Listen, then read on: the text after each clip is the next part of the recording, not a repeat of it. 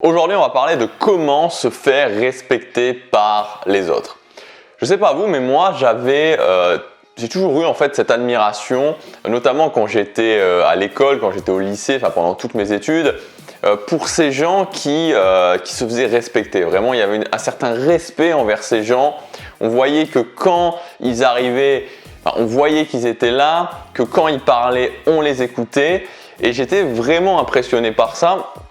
Surtout que moi, pendant toute mon adolescence, préadolescence, adolescence et même post-adolescence, j'étais pas du tout quelqu'un qui était respecté, j'étais plutôt quelqu'un qui était mis sur le côté, j'avais vraiment aucun impact sur mon cercle social, j'inspirais pas du tout les gens. Et voilà, je suscitais aucune admiration des gens et voilà, globalement, clairement, je n'inspirais pas le respect. Et c'est très certainement pour ça que ça m'inspirait autant justement de voir les autres personnes qui suscitaient le respect, un respect général. Et c'est pas forcément un sujet auquel je me suis intéressé dès le départ, quand j'ai commencé à vouloir m'améliorer, quand j'ai commencé à vouloir atteindre mes objectifs, mais au fur et à mesure du temps, je me suis aperçu que par rapport où j'en étais parti, je commençais à de plus en plus inspirer les gens, que je commençais de plus en plus à avoir du respect, que les gens me demandaient mon avis, que les gens commençaient à m'écouter, à suivre mes conseils, et c'était assez bizarre pour moi. Et au fur et à mesure du temps, je pense que j'ai pas mis au point une formule, c'est pas une formule, mais j'ai vraiment réussi à isoler qu'est-ce qui va vous permettre de vous faire respecter par les autres. Le premier point qu'on n'entend pas si souvent que ça au niveau du respect, parce qu'on est souvent sur des concepts plus des traits de caractère, plus des aptitudes que vraiment des traits physiques. Mais justement, le premier conseil que je voudrais vous donner, c'est de travailler votre physique.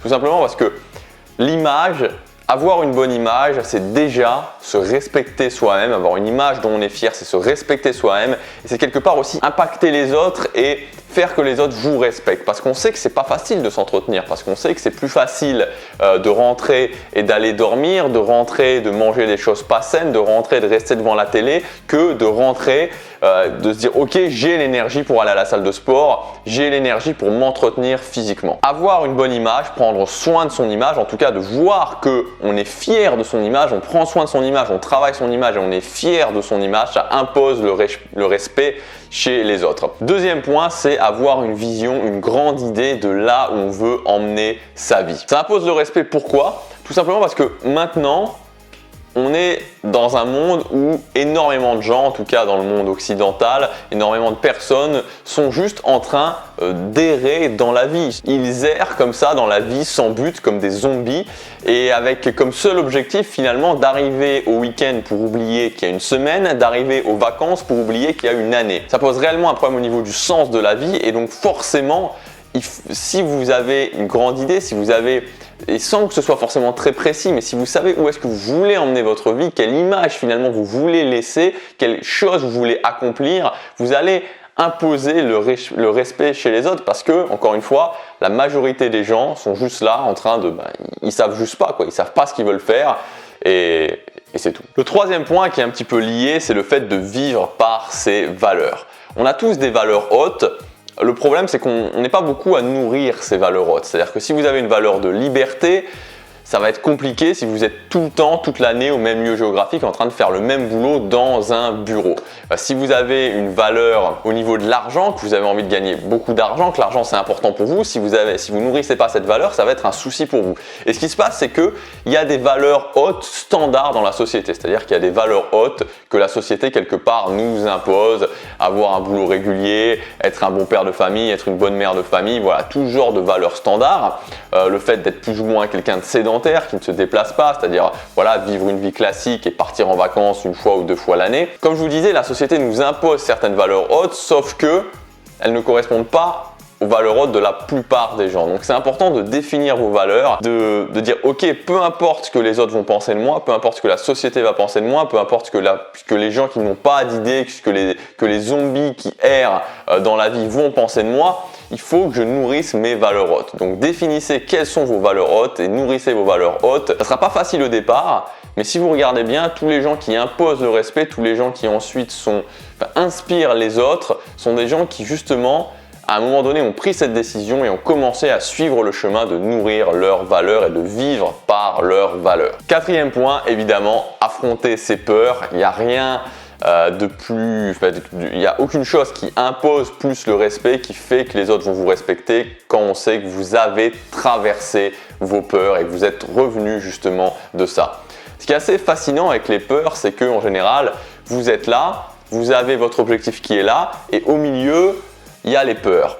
Il y a vos peurs, il y a votre grande peur. Et la peur, c'est pas un mur, la peur, c'est pas quelque chose qu'il faut vraiment, qu'il faut escalader, c'est pas quelque chose qui va vraiment physiquement vous empêcher de passer. La peur, c'est plus une sorte de voile nuageux, de brouillard épais avec peut-être des éclairs autour, ce qui fait que quand on se retrouve juste devant, on a peur d'y aller, on n'ose pas y aller, mais on peut y aller, on peut faire un pas en avant, passer à travers ce voile et s'apercevoir qu'au-delà de la peur, il n'y a rien et qu'on peut tout à fait atteindre ses objectifs. La barrière, elle est juste dans la tête. Le cinquième point, c'est de n'être dépendant de personne. Je sais bien que ce n'est pas quelque chose qui est forcément facile à entendre, mais à partir du moment où vous serez dépendant de quelqu'un, et que ce soit dépendant financièrement ou que ce soit dépendant le plus souvent psychologiquement, vous n'allez pas imposer le respect, vous n'allez en général plus être respecté par la personne dont vous êtes dépendant et ça va aussi irradier quelque part votre cercle social parce que voilà, les autres vont voir que vous êtes dépendant. Dans toutes les relations, dans toutes les interactions que vous avez avec les autres, que ce soit des interactions plutôt éloignées de vous, donc des amis ou des connaissances, des collègues, ou que ce soit des relations proches de vous, voire très proches de vous, il y a un certain équilibre à tenir. Quand on prend une relation très proche, comme une relation de couple par exemple, évidemment qu'il faut avoir envie de vivre ensemble, évidemment qu'il faut aimer l'autre personne, mais il ne faut pas franchir cette ligne de devenir dépendant psychologiquement de l'autre personne. Cette impression que si l'autre personne s'en va, votre monde va s'écrouler. À partir du moment où vous avez ça, à partir du moment où vous ressentez ça, l'autre personne va le sentir, ça va déséquilibrer la relation. Et si vous êtes dépendant de n'importe qui, il va y avoir un sentiment de rejet qui va venir de la part de l'autre personne, de la personne dont vous êtes dépendant. Moi, j'étais quelqu'un qui était très touché par ça, j'avais tendance à vite être dépendant des gens. Le meilleur moyen par rapport à ça, c'est de travailler ses propres capacités. Quand vous travaillez vos propres capacités, si vous vous sentez dépendant de votre job, si vous vous sentez dépendant de votre copain, votre copine, peu importe de qui vous vous sentez dépendant, il faut casser ça et il faut travailler sur le fait de devenir plus indépendant. C'est quelque chose de vraiment très important, il n'y a rien qui impose plus le respect, il n'y a rien qui vous rendra finalement plus solide que cette capacité de savoir qu'aujourd'hui vous êtes là, que ce soit dans votre travail, dans vos relations, votre relation de couple, peu importe, mais que demain, vous êtes capable de partir parce que vous avez suffisamment de ressources, suffisamment de capacités pour pouvoir partir. Vous êtes totalement libre. Et le dernier point pour se faire respecter par les autres, c'est tout simplement d'être gentil. Je sais que ça peut paraître bizarre parce que en fait la gentillesse dans notre société est vraiment mal exploitée et aussi à mauvaise réputation. C'est-à-dire qu'en général, gentil égale imbécile. Les gens qui sont gentils sont les gens qui sont exploités.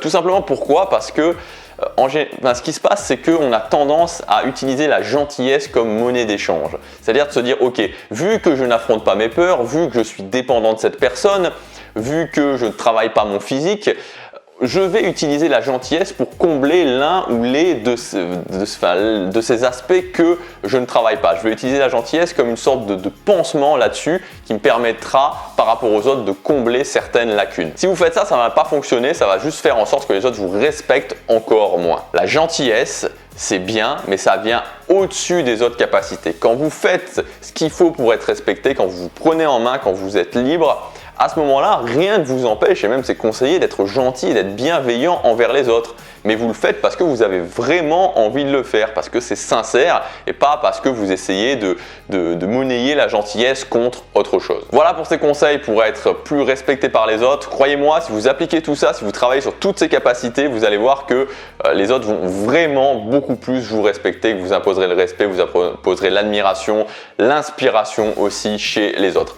Un dernier détail qui a quand même son importance, c'est que quand une personne ou un cercle social vous a catalogué d'une certaine identité, donc par exemple, voilà, cette personne-là, on ne la respecte pas, cette personne-là, je ne la respecte pas, ça sert pas à grand chose, ça va être très compliqué de changer l'avis que cette personne ou que ce cercle social a envers vous. Changer après, je veux dire changer, aller dans des nouveaux cercles sociaux, rencontrer de nouvelles personnes parce que vous verrez que quand vous aurez travaillé vos capacités, c'est ça qui va permettre que de nouvelles personnes vont pouvoir vous renvoyer cette nouvelle image de vous, une personne qui est respectée. Si vous restez toujours avec les mêmes personnes, même si vous travaillez ces capacités, même si vous devenez meilleur, vous allez voir que vous aurez toujours ce boulet au pied et que les gens auront toujours tendance à vous voir comme vous étiez avant et ça va vraiment limiter votre capacité d'amélioration. Et il y a beaucoup de gens qui sont pris dans ce piège-là, pas seulement au niveau du respect, à plein de niveaux, parce qu'ils ne changent pas de cercle social, ils ne rencontrent pas de nouvelles personnes, c'est toujours les mêmes gens et ces gens-là les maintiennent toujours dans la même identité. La seule exception à cette règle, si vous voulez vraiment sur une personne en particulier